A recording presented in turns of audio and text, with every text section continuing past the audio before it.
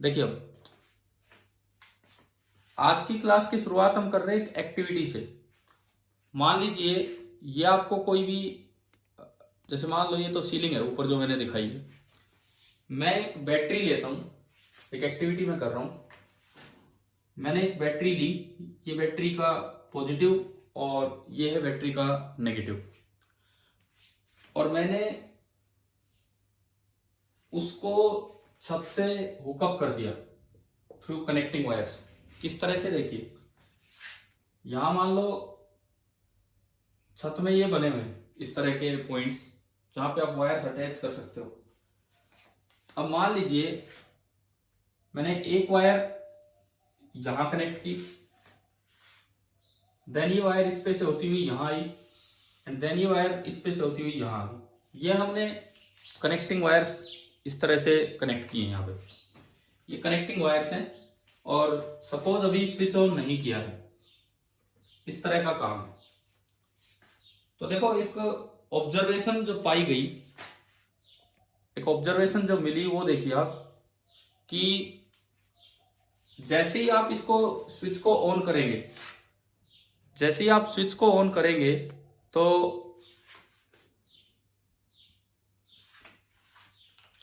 Switch जैसे ही आप on करेंगे एक करंट फ्लो करेगा ड्यू टू बैटरी। मान लो ये पॉइंट है W, X, Y and Z। जैसे इसको ऑन किया गया, करंट फ्लो करने लगा, तो एक चीज ऑब्जर्व की गई कि वायर्स एक दूसरे को रिपेल करने लगी।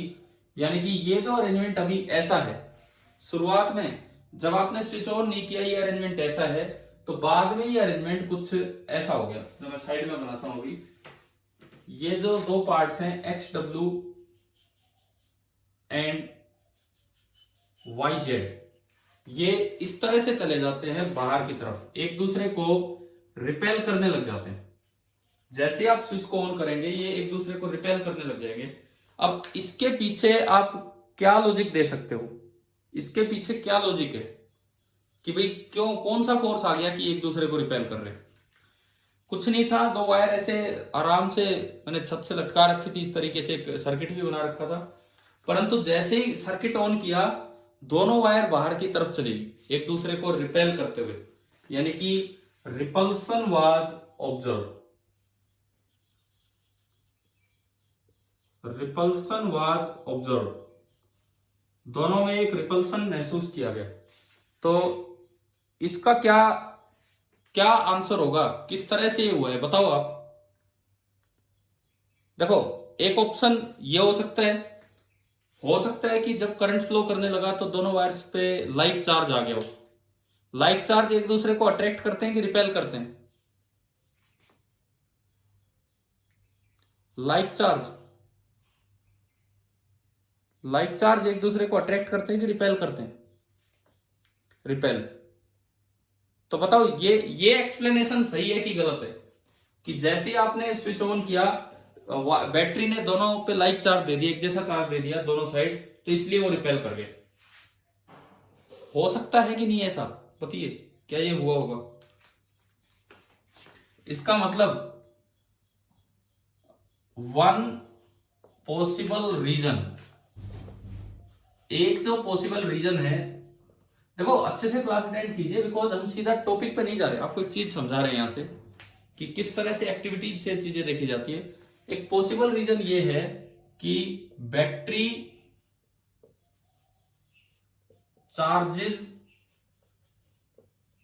Both the parts of wire. भाई अगर बैटरी ने चार्ज दिया होगा तो सब पे एक जैसा दिया होगा। Battery charges both the parts of wire. कौन कौन से पार्ट? एक तो है WX और एक है YZ। WX and YZ likely, likely मतलब एक दूसरे पे लाइक चार्ज आ गया, एंड और उनके बीच में होने लगा इलेक्ट्रोस्टैटिक रिपल्सन, उनके बीच में इलेक्ट्रोस्टैटिक रिपल्सन हो गया। एक पॉसिबिलिटी ये है। अच्छा, अगर मैं इसको चेक करना चाहूं क्या ये सही है, क्या ऐसे ही हुआ होगा या कुछ और हुआ होगा, तो हम चेक कैसे कर सकते हैं इस चीज को? मतलब मैं कैसे चेक करूं कि इन पे चार्ज आया है कि नहीं आया है? बताओ आप, थोड़ा सा हिंट दो कि ये रिपेल कर गए एक दूसरे को। अब हम चेक कैसे करें कि इन पे चार्ज आया है कि नहीं आया है? देखो एक छोटा सा आसान सा तरीका है, आप अगर कोई भी चार्ज पार्टिकल इसके पास ले आओगे, इन दोनों को छोड़ो, इसके पास अगर मैं कोई चार्ज पार्टिकल लेके आ गया, तो अगर उस पे चार्ज है, इस पे भी चार्ज है, तो या तो वो एक दूसरे को अट्रैक्ट करेंगे या फिर एक दूसरे को रिपेल करेंगे। समझ में आ रहा है कैसे चेक करना होगा? भाई अगर ये वायर असल में चार्ज होगी होंगी, अगर ये वायर असल में चार्ज होगी होंगी, तो इसका मतलब अगर कोई टेस्ट चार्ज में इन वायर के पास रखूं तो उस पर कोई ना कोई फोर्स लगना चाहिए। ठीक है, वायर की वजह से, चार्ज वायर की वजह से इस पे कोई ना कोई फोर्स लगना चाहिए। अब देखते हैं हम कि कैसे ये हुआ होगा।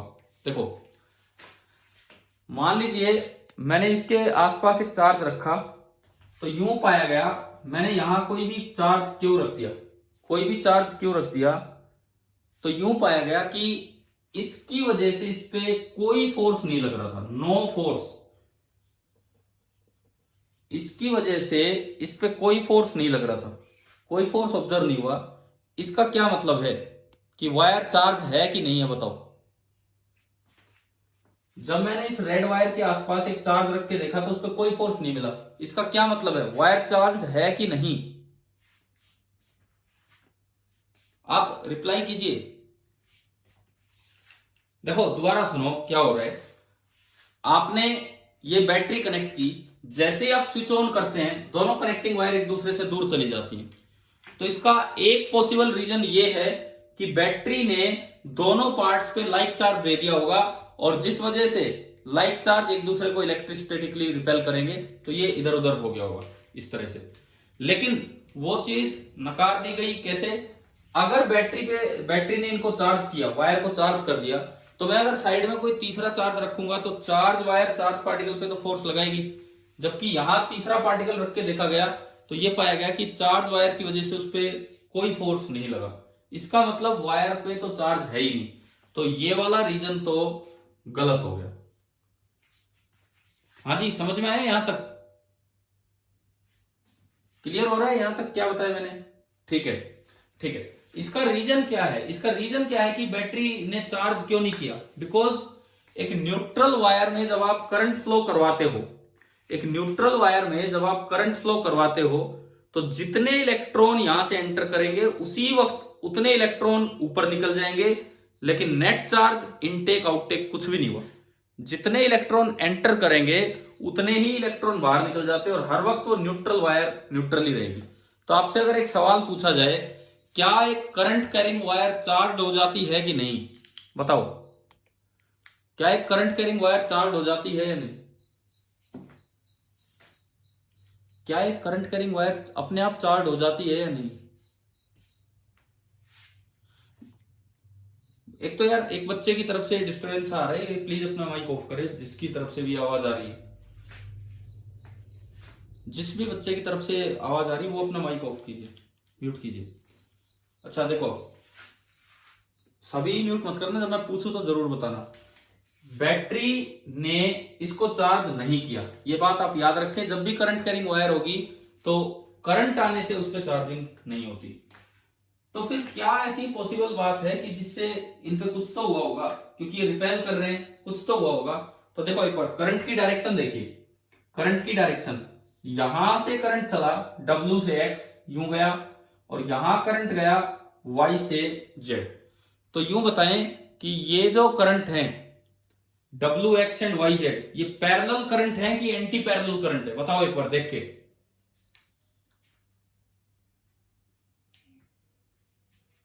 मतलब मैं एक और वर्ड यूज कर रहा हूं, एंटी पैरेलल। तो ये दोनों सेम डायरेक्शन में है कि अपोजिट डायरेक्शन में? अपोजिट। इसका मतलब आप इन्हें एंटी पैरेलल बोल सकते हो। तो इस एक्टिविटी से मुझे पहला कंक्लूजन ये मिला, इस एक्टिविटी से मुझे पहला कंक्लूजन ये मिला कि एंटी पैरेलल करंट्स रिपेल।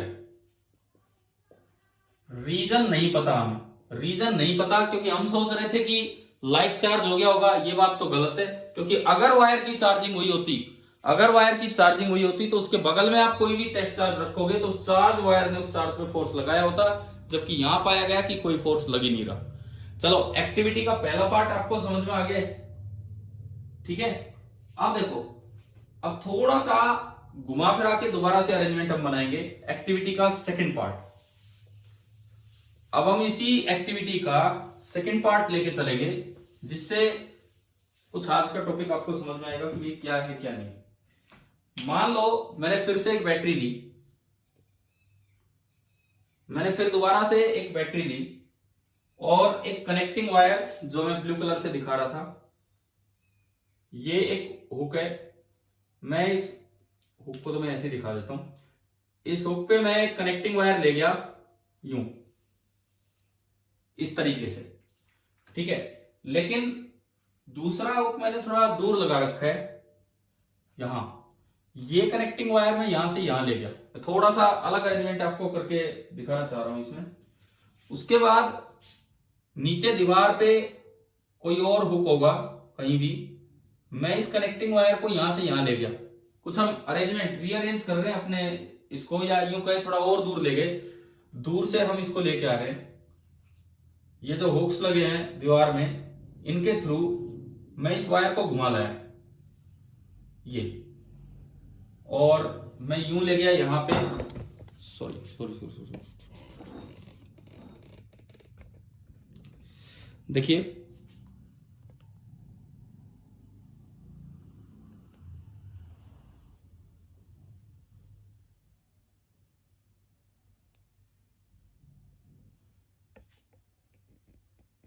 अभी देखो इधर। इसके बाद मैंने कुछ इस तरह का अरेंजमेंट बनाया कि ये एंटी पैरेलल करंट अब पैरेलल बन जाए। मैं कुछ ऐसा करना चाह रहा हूं कि एंटी पैरेलल करंट किसी भी तरीके से पैरेलल बन जाए। पैरेलल बनाने के लिए ये बैटरी के दो एंड्स हैं। देखो जैसे मैं कनेक्ट करूंगा, करंट यहां से यूं चलेगा, करंट यहां से यूं आएगा। अब अगर मैं ऐसे उतारता रहा तब तो ये करंट यूं ही घूमता रहेगा मेरे लिए। मैं इसको यहां से लाने के बाद एक और वायर इधर से यूं मोड़ के ले गया एंड ये ऐसा बना दिया। कुछ हुक्स अरेंजमेंट इस तरह की बना दी कहीं भी, कुछ हुक्स अरेंजमेंट इस तरह की बना दी कहीं भी कि ये यूं घुमा दिया जाए। अब देखो ये करंट यूं आएगा और यहां पे यूं आ जाएगा।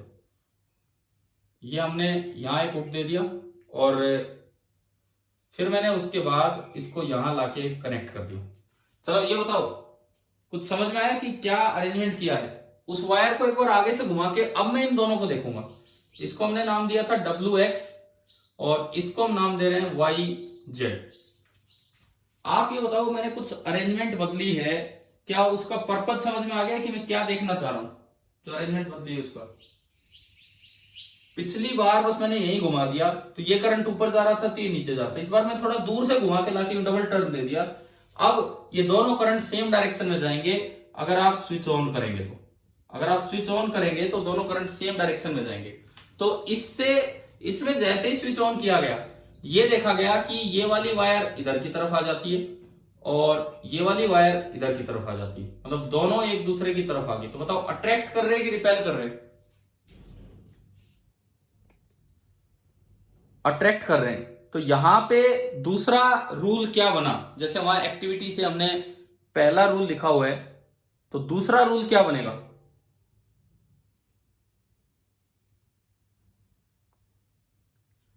रिपेल।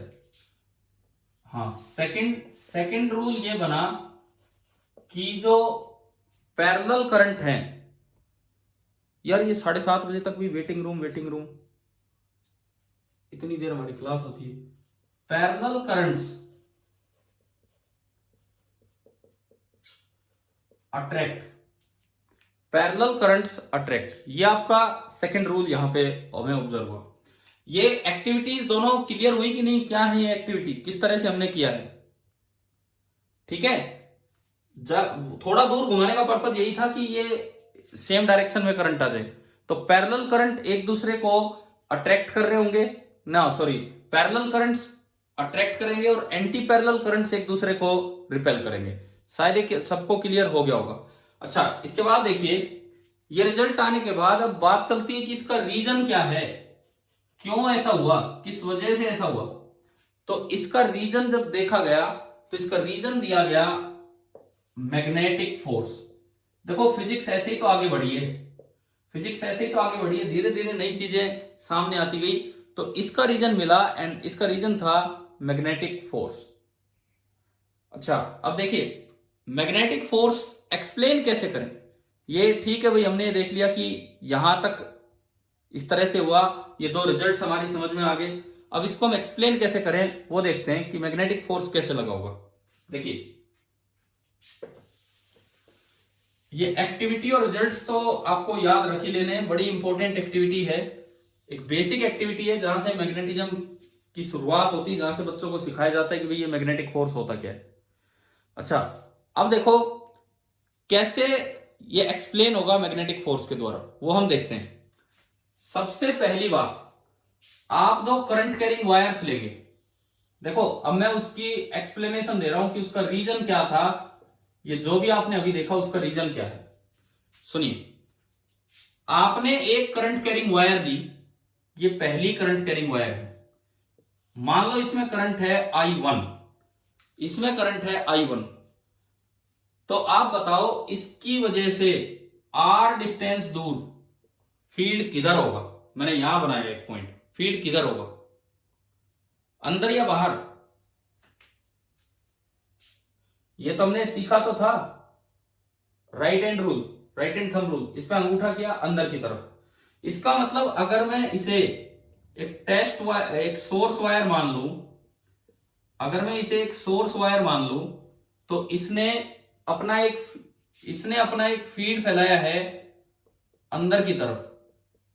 ये इलेक्ट्रिक फील्ड है या मैग्नेटिक फील्ड है बताओ। मैग्नेटिक फील्ड, इलेक्ट्रिक फील्ड तो है ही नहीं, चार्ज वायर तो है ही नहीं, तो ये आपका मैग्नेटिक फील्ड है।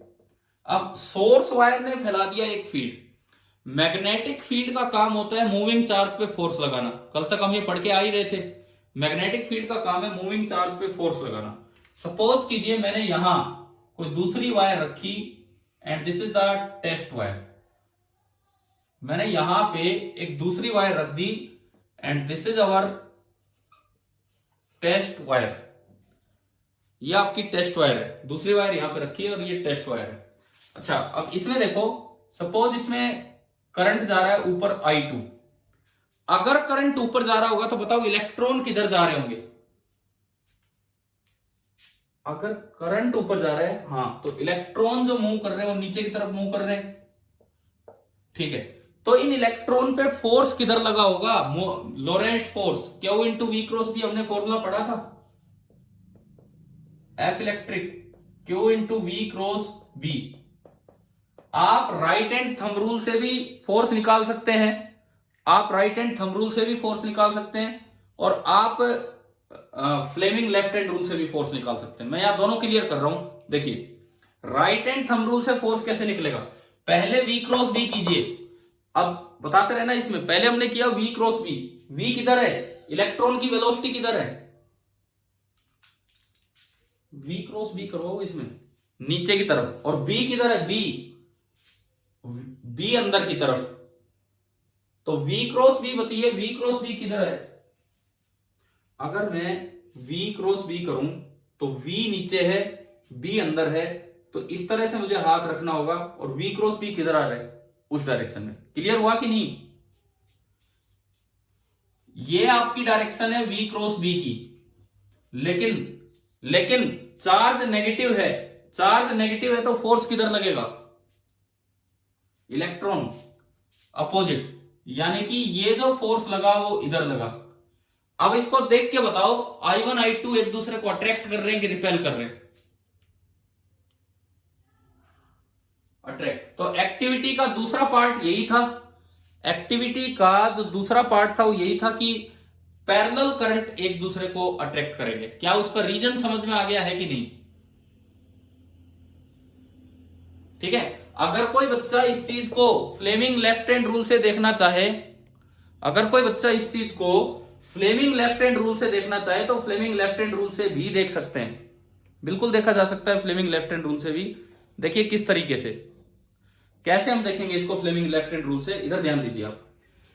इस वायर ने मैग्नेटिक फील्ड फैलाया, देखो इस वायर ने मैग्नेटिक फील्ड फैलाया अंदर की तरफ। क्या सभी को समझ में आ रहा है किस तरह से हम देख रहे हैं? इस वायर ने मैग्नेटिक फील्ड फैलाया अंदर की तरफ और करंट है ऊपर की तरफ।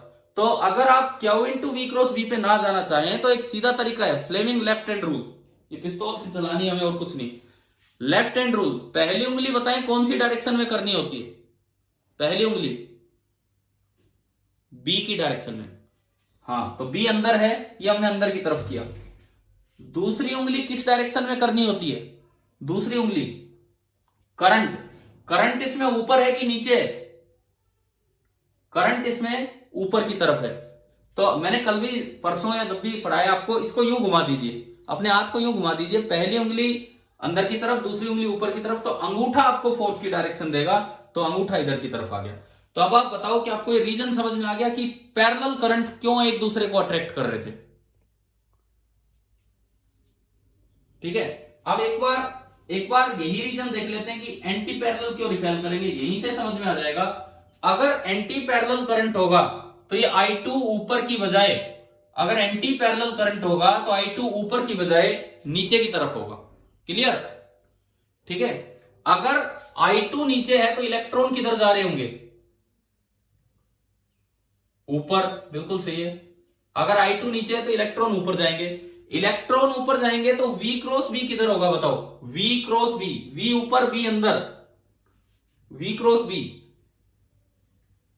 V पे हाथ रखा इस साइड, तो V क्रॉस B तो इधर आया, लेकिन इलेक्ट्रॉन पे चार्ज नेगेटिव है, चार्ज नेगेटिव है, तो इसका मतलब Q into V cross B किधर जाएगा? बाहर। तो ये फोर्स बाहर आ गया, तो बताओ ये रिपल्सिव फोर्स है कि अट्रैक्टिव फोर्स है? ठीक है, बिल्कुल सही।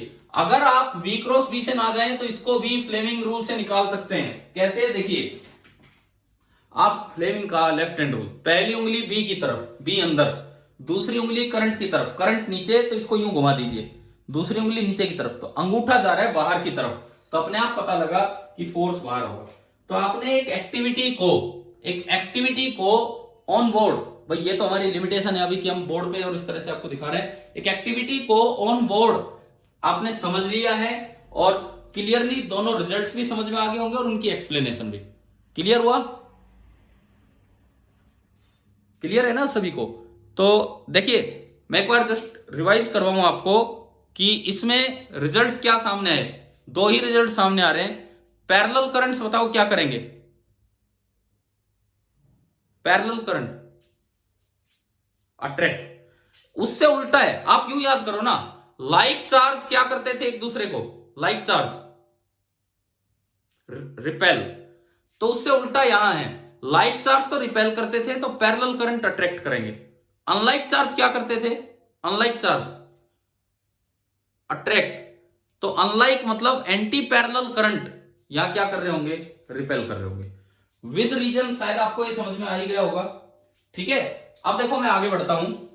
अब ऐसा है कि बार बार हम इलेक्ट्रॉन को ना देखें कि Q into V cross B, Q into V cross B, तो हमें एक और चीज पढ़ लेनी चाहिए कि मैग्नेटिक फोर्स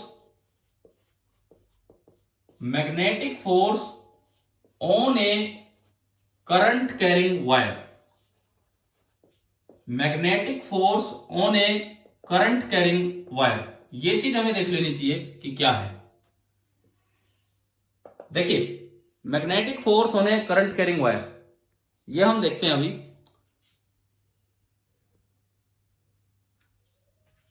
अगर मान लो कोई भी मैग्नेटिक फील्ड है, किसी भी इलाके में मैग्नेटिक फील्ड है, जैसे अभी मैंने देखा अंदर की तरफ एक मैग्नेटिक फील्ड है, ये बी है, मैग्नेटिक फील्ड अंदर की तरफ है, तो इसमें देखो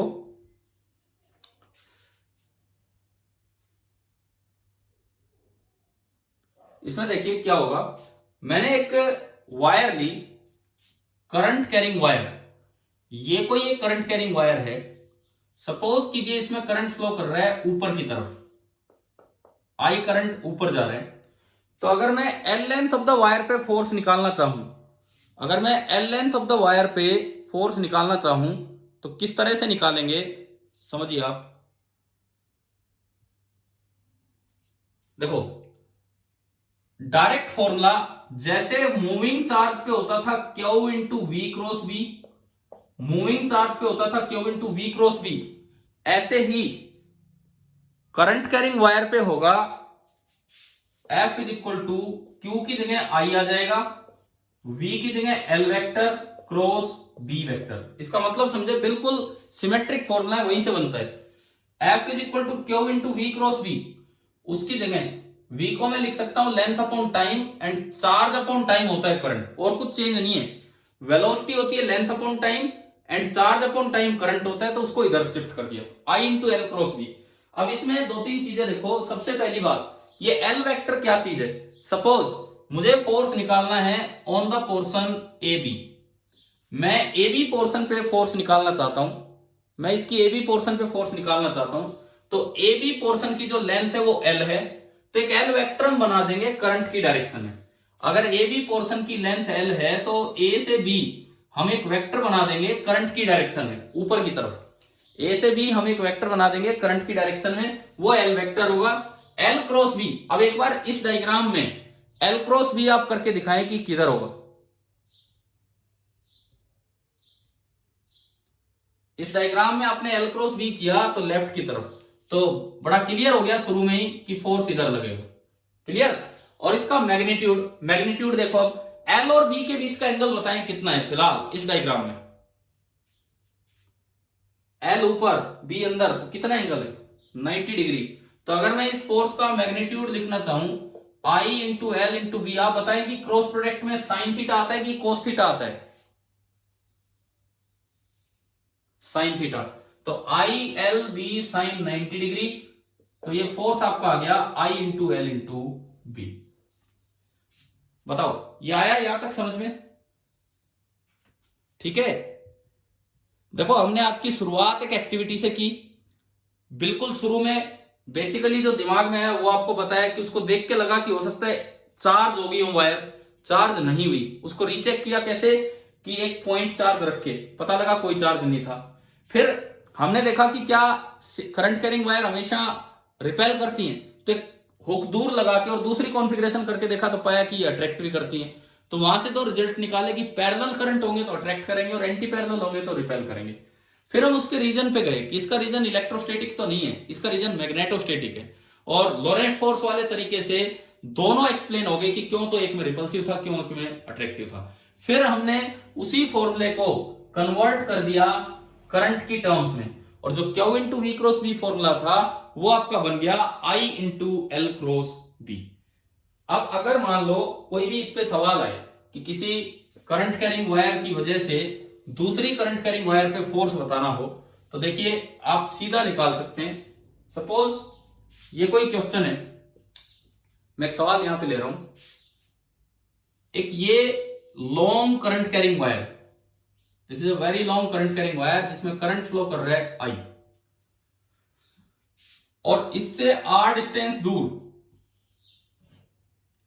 एक शॉर्ट करंट कैरिंग वायर है, उसकी बाकी लेंथ कहीं इधर उधर होगी, उसकी लेंथ है एल।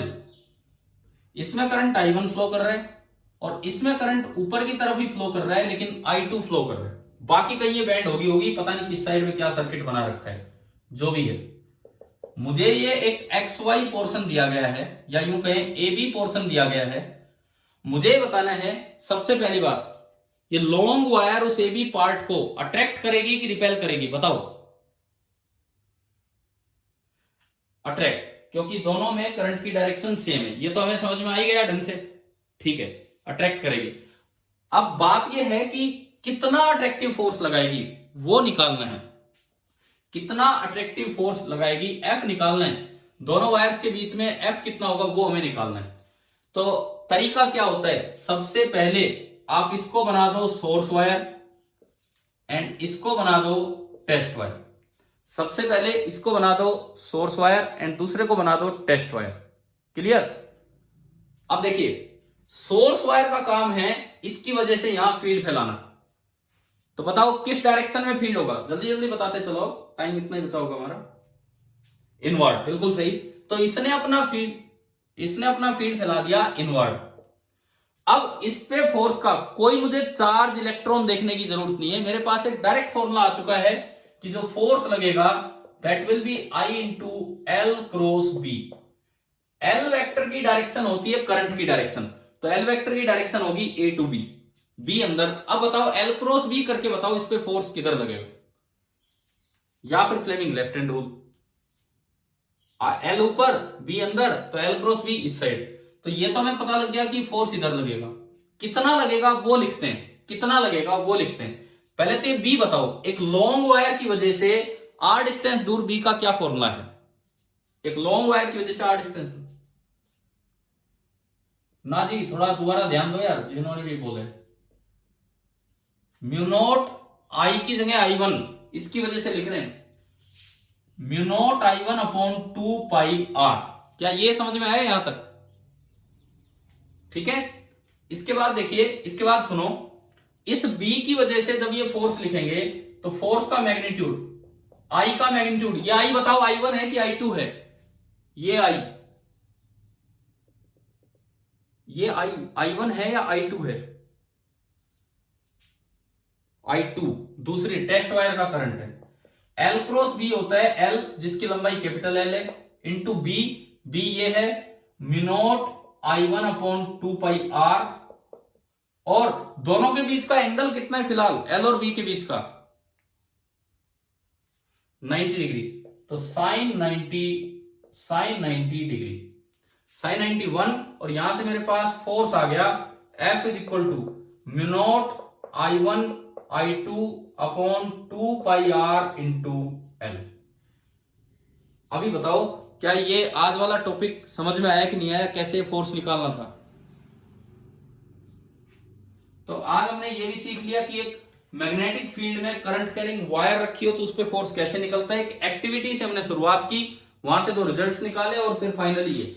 अब आपका जो टॉपिक बचा है इसमें मैं बता देता हूं। एक टॉपिक बचा है टॉर्क। टॉर्क मतलब रोटेटिंग इफेक्ट ऑफ फोर्स होता है, एंड उस पे बेस्ड है मोटर। टॉर्क एंड मोटर वाला काम कल हो जाएगा, टॉर्क एंड मोटर वाला जो काम है वो आपका कल हो जाएगा। लेकिन आज शाम को आपका एक टेस्ट है, प्रैक्टिस टेस्ट, 13 ही क्वेश्चन जिस तरह का होता है मैंने उस पर ही बनाने की कोशिश की है। तो कितने बजे लें आपका टेस्ट, कब आपकी क्लास नहीं होती है?